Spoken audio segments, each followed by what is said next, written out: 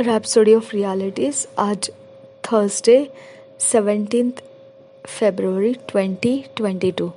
आज गुरुवार 17 फरवरी 2022। रैप्सोडी ऑफ रियलिटीज़ में पास्टर क्रिस ओयाखिलोम द्वारा जो वचन हमको सीखने के लिए मिला है, Philippians 3 chapter 10 verse. Philippians 3 chapter 10 verse. फिलिपियों की पत्री 3 अध्याय 10 वचन। फिलिपियों की पत्री 3 अध्याय 10 वचन। इस वचन के आधार से जो विषय हमको मिला है, thirst relating with the known, जानते हैं जिन बातों को उसके साथ संबंधित रहना। रिलेटिंग विद द नोन, जानते हैं जिन बातों को उनसे संबंधित रहना, उनके साथ संबंध से रहना। वचन के आधार से हम इस विषय को सीखेंगे। पास्टर क्रिस ओयाखिलोम हमको सिखाते हैं, that I may know him and the power of his resurrection and the fellowship of his sufferings, being made conformable unto his death. Philippians 3 chapter 10 verse.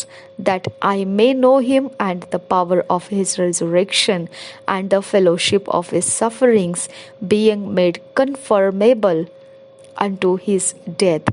Philippians 3 chapter 10 verse. यही वचन हम हिंदी में पढ़ेंगे।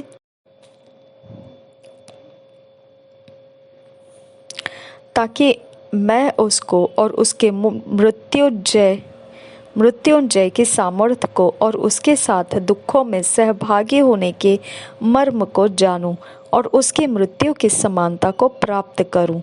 और एक बार पढ़ेंगे फिलिपियों के पत्री 3 अध्याय का 10 वचन।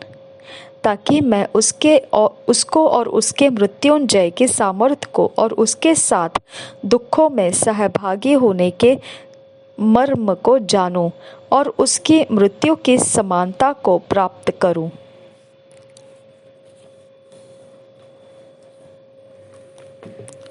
The word in our underlined portion, pastor Chris Oyakhilome हमको सिखाते हैं ये वचन के आधार से आज का विषय। The word no in our underlined portion above is from the Greek ginosko।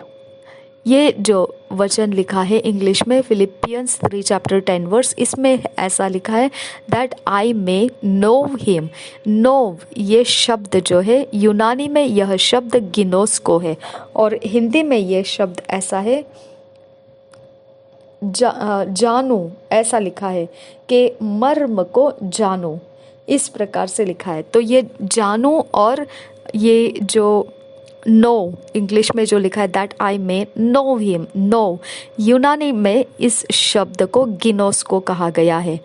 Here the apostle Paul alludes to knowing a God like a discovery that you make, like when we say discover Jesus।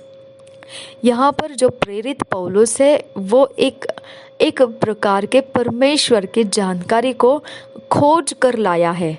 वह इस प्रकार से उसको खोज कर लाई हुई जानकारी में गिनती करता है और वह एक बहुत ही अभिलाषा के साथ उसको खोज कर लाया है कि आपके लिए वह इस प्रकार से कह सकता है कि वो प्रभु यीशु मसीह को खोज कर ला रहा है, ऐसा वो कह सकता है। That kind of knowledge only comes with revelation। ये प्रकार का जो ज्ञान है ये जब आना है तो केवल प्रकाशनों से ही आ सकता है।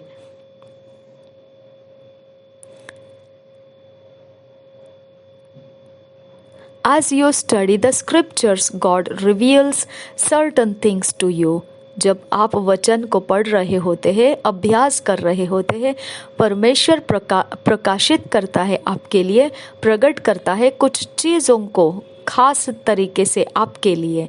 And then when you are praying, there is more knowledge of God that's imparted to your spirit। और जब भी आप प्रार्थना करते हो तो बहुत ज़्यादा मात्रा में परमेश्वर का ज्ञान आपको दे दिया जाता है आपके आत्मा के अंदर। All of this works out by revelation। ये सारा जो काम है केवल प्रकाशनों ही से पूरा होता है। However, in the 8th verse, he shows us another kind of knowledge. He says, "Yea, doubtless, and I count all things but loss for the excellency of the knowledge of Christ Jesus, my Lord." अब ये बात है अलग प्रकार से 8 वचन में कह रहा है वो, जो हमको बताता है और एक प्रकार का ज्ञान किस प्रकार से प्राप्त किया जाता है, वो हम पढ़ सकते हैं 8 वचन में। हम इसको पढ़ेंगे फिलिपियों के पत्री 4 अध्याय का 10 वचन जो पढ़ा था, हम 8 वचन अब पढ़ेंगे। इसमें ऐसा लिखा है, वरन मैं अपने प्रभु मसीह यीशु की पहचान की उत्तमता के कारण सब बातों को हानि समझता हूँ, जिसके कारण मैंने सब वस्तुओं की हानि उठाई और उन्हें कूड़ा समझता हूँ, जिससे मैं मसीह को प्राप्त करूँ। और एक बार पढ़ेंगे ये वचन, फिलिपियों के पत्री 3 अध्याय का 8 वचन। 3 अध्याय का 10 वचन पढ़ा था, अब हम पढ़ेंगे 3 अध्याय का 8 वचन। वरन मैं अपने प्रभु मसीह यीशु की पहचान की उत्तमता के कारण सब बातों को हानि समझता हूँ, जिसके कारण मैंने सब वस्तुओं की हानि उठाई और उन्हें कूड़ा समझता हूँ, जिससे मैं मसीह को प्राप्त करूँ। This time he is talking about gnosis, Greek. He is dealing here with what you may call scientific knowledge of finding out. यहाँ पर अगर आप देखेंगे, इस समय जब वो बात कर रहा है कुछ ज्ञान के विषय में, यहाँ पर ये ज्ञान का जो विषय है उसको यूनानी में लिखा गया है ग्नोसिस। ग्नोसिस के ज्ञान का जो जानकारी लेने का जो शब्द है वो ग्नोसिस ऐसा यूनानी शब्द है, और यह उसको निपटता है, जो आप कह सकते हैं कि वैज्ञानिक ज्ञान पर आधार रखता है। उससे ये ज्ञान निपटता है कि क्या है क्या नहीं, ऐसा वो खोजबीन करता रहता है। उस वैज्ञानिकों के ज्ञान के समानता में इसको गिनती कर सकते हैं। But he reveals yet another kind of knowledge in Philippians 1 chapter now 9 verse. Paul says, "And this I pray that your love may abound yet more and more in knowledge and in all judgment."